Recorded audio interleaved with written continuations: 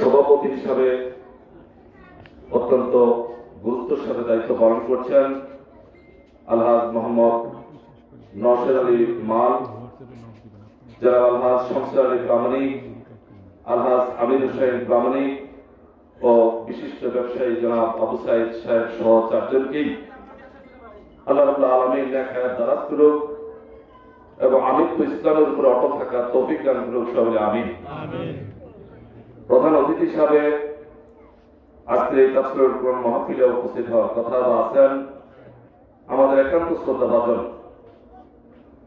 অত্র উপজেলা বিএনপির সম্মানিত শ্রদ্ধেয় সভাপতি, এই উপজেলার সাবেক চেয়ারম্যান, বিগত 20 দলীয় জোটের নির্বাচনে যিনি এমপি প্রার্থী হিসেবে ছিলেন, আমাদের নির্যাতিত নিপীড়িত অভিভাবক দায়িত্বশীল জনাব আলহাজ আব্দুল আজিজ ভাই সহ অন্যান্য সম্মানিত অতিথিবৃন্দ,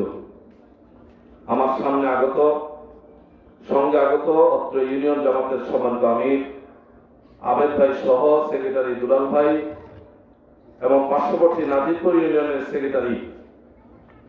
আমাদের ইমরান সরকার সহ অনেক নেতৃবৃন্দ এখানে আসছেন,